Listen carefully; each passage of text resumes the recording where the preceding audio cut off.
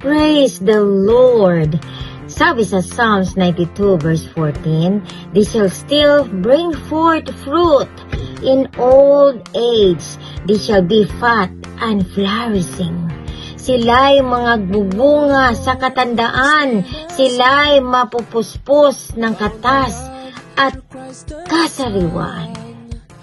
Tunay nga po na kapag manatiling ipamuhay ang salita ng Diyos hanggang sa ating pagtanda, tayo ay mapagpapala ng lubos sa lahat ng aspeto ng ating buhay.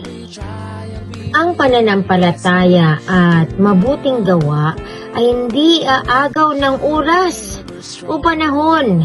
Bagkus ang mga ito ay magiging source ng maraming pagpapala tulad ng patuloy na paglago, patuloy na pamumunga sa buhay.